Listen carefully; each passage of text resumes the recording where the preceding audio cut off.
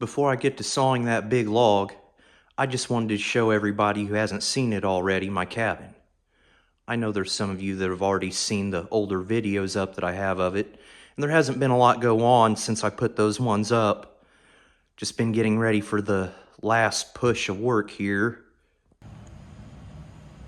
Quickly take a tour here. Downstairs bathroom. Downstairs bedroom.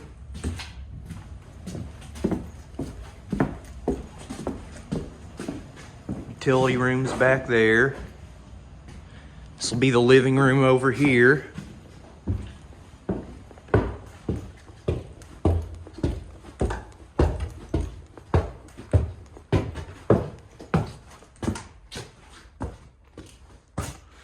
My daughter's room.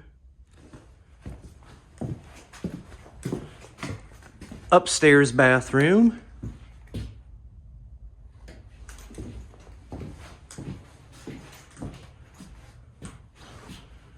My buddy made me this vanity here out of some leftover sassafras that I had. Then my room.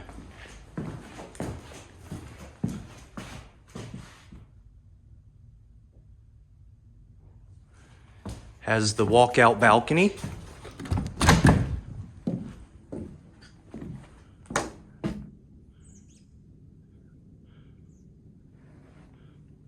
But I'll keep everybody updated on this. Let's get to sawing. That pile of logs is almost gone. It's pretty cold this morning. Temperature in Brown County, Indiana at the moment. This poplar log was 16 feet long and measured 27 inches on the little end. And I'm sawing it into 4/4, and I get a couple of batten strips at the end, and I split the middle into cants. I sometimes get a little bit of firewood there when it comes to trimming off the butts. I'm going to be commentating and giving information on the sawing today. Before I get too deep into my narration, make sure to give this video a like and give that comment section some traffic. And here's a vague update. There's going to be some timbering going on in a couple of weeks. Me and my dad are going on board with another logging crew.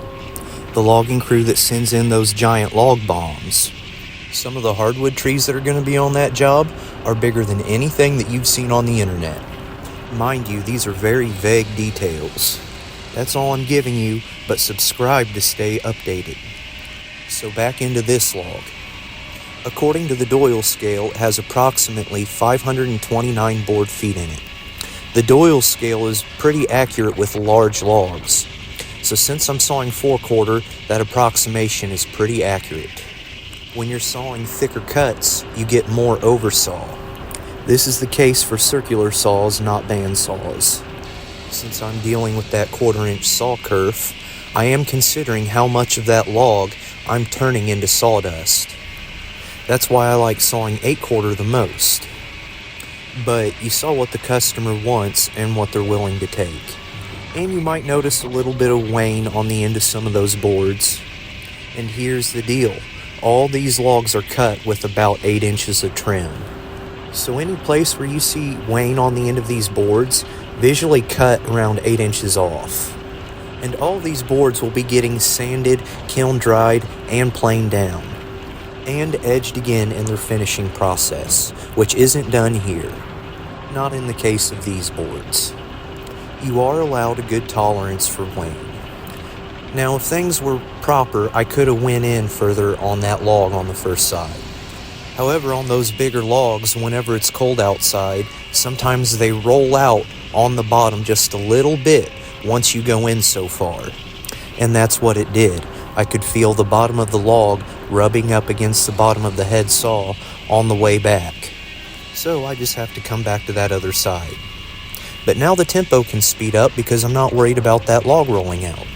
It's kind of common sense, but once you get the log down on that flat side, you don't have to worry about it rolling out anymore. Now here's some cuts of silence.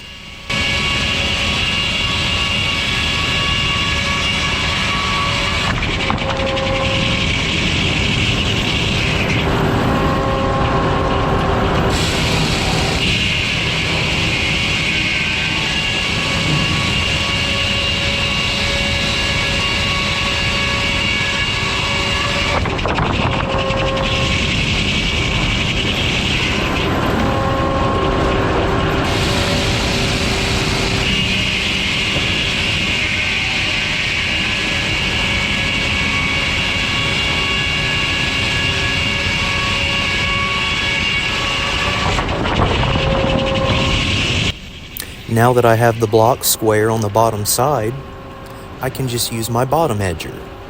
I just run them all the way together up at the top. For that bottom edger blade to top out, it has to be run all the way together with the top edger blade, and I believe it tops out at 22.5 inches. You'll notice that it makes a couple extra pieces that fall down, but that top edger blade would top out anyways, and it would be making that extra piece regardless. It's already almost at the top. Now if I use that bottom edger to split the boards and use that top edger to take the edging strips off, I can get 26 inches of width. So that's why you'll see me start splitting these. That top edger blade was topping out using the other method. So now I'm just going to split them in the best place. If the boards are clear, it doesn't really matter. But if knots start to develop, then that's how you'll want to start splitting the boards.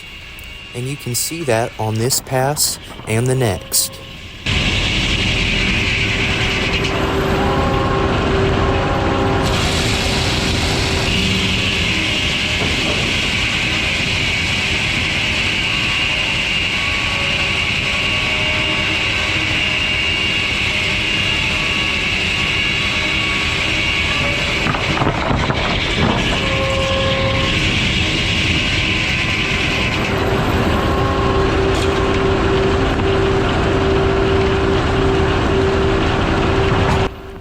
Now at this point, I'm not using the top saw on this log, but I just leave it running.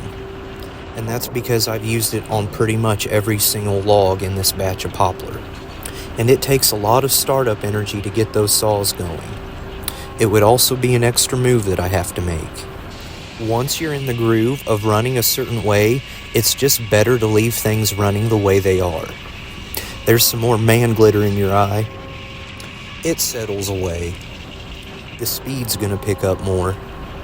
As the log gets smaller, I have to make the feed rate quicker, so the head saw leans into the log far enough and the cut is accurate.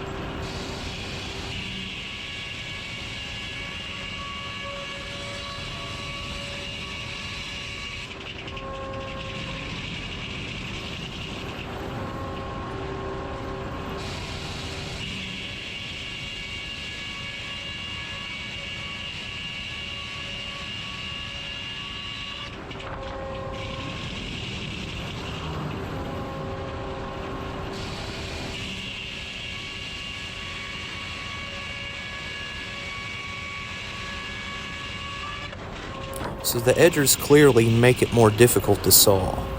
On each log, I always look forward to having my block 100% made, that way I can run the edgers up out of the way. Then I can just start ripping off boards. At this point, I keep that carriage draw as tight as I can.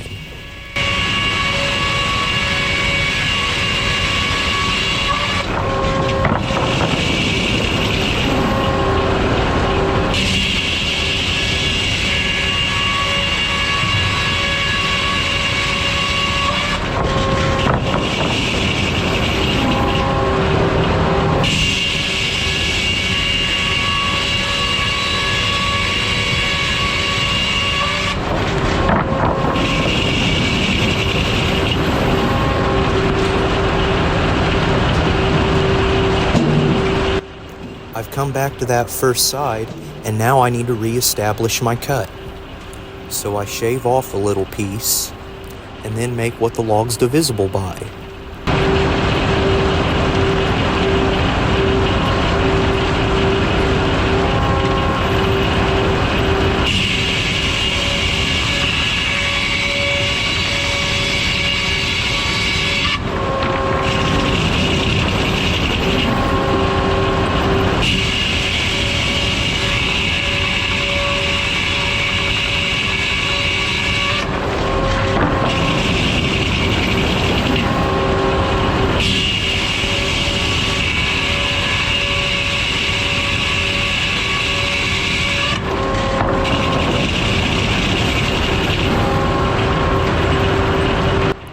Now I run into some knots, and I planned on making these cuts batten strips anyways, because that's what the block's divisible by.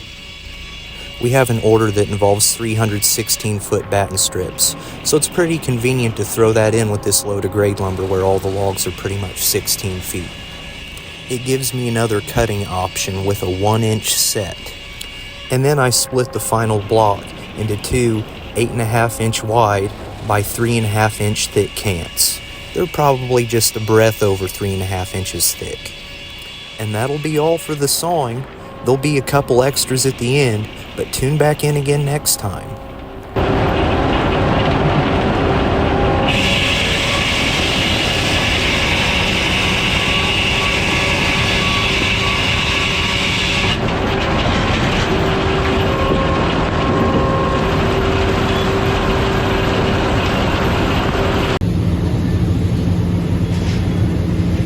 Here's all the dust we get back here after a good session. This is where the edger dust goes.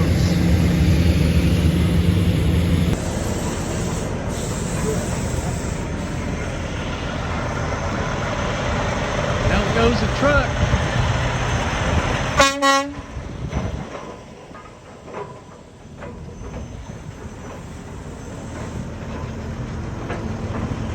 Lumber from that last log.